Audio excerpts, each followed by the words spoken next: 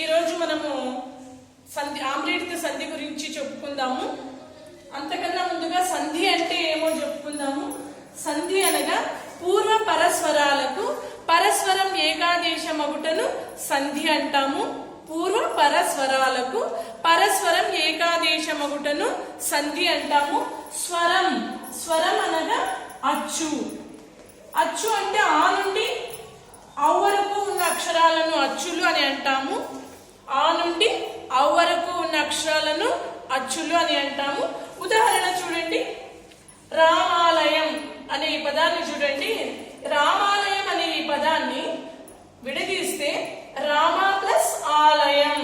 చూడండి, రామ అంటే అర్థం ఉంది కదా, అలాగే ఆలయం గుడి. రామ అనేది వ్యక్తి పేరు, ఆలయం అనేది గుడి పేరు. చూడండి, రెండు పదాలు అర్థవంతంగా ఉన్నాయి. అంటే మనం ఒక పదాన్ని విడదీస్తే అర్థవంతమైన పదాలుగా విడదీయాలి. ఇప్పుడు రామ అనేది పూర్వపదం. మనం విడదీసిన దాంట్లో మొదటి పదాన్ని పూర్వపదం అంటాము, రెండవ పదాన్ని పరపదం అంటాము.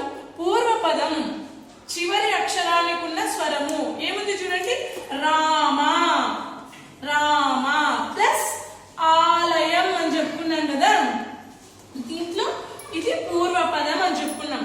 పూర్వపదం చివరి అక్షరం ఏమి, మా.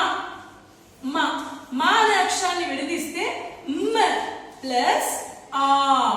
అంటే పూర్వస్వరం ఏముంది, ఆ. దీన్ని ఏమంటాము, పూర్వస్వరం అని అంటాం. చూడండి, ఆ పూర్వస్వరం, ఆను పూర్వస్వరం అని అంటాము. అలాగే రెండవ పదాన్ని ఏమంటామని చెప్పుకున్నాము, పరపదం అంటాము. ఈ పరపదంలో మొదటి అక్షరాన్ని పరస్వరం అని అంటాం. పరపదంలో మొదటి అక్షరాన్ని పరస్వరం అంటాం. పరపదంలో మొదటి అక్షరం ఏముంది, ఆ. కాబట్టి అది పరస్వరం. చూడండి, ఇక్కడ ఏమొచ్చింది, ఆ. ఎలా వచ్చిందా చూడండి, సంధి పదం రామాలయం. ఎక్కడ సంధి జరిగింది, ఇక్కడ రామ ఆలయం. రెండు కూడా ఈ అక్షరంలో ఉన్నాయి. చూడండి, దీన్ని విడదీస్తే మ్ ప్లస్ ఆ. మ్ ప్లస్ ఆ. చూడండి, ఆనే వచ్చింది. ఈ ఆనే మనం ఇక్కడగా రాసుకున్నాం. అంటే పూర్వస్వరం పరస్వరం.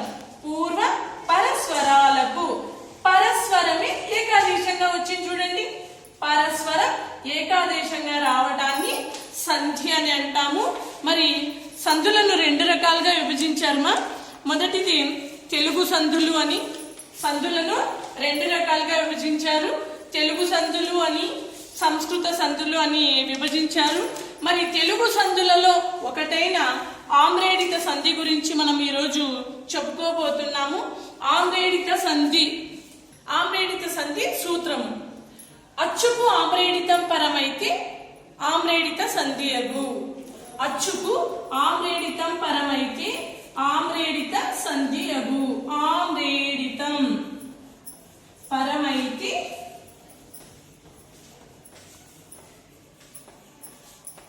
కథలు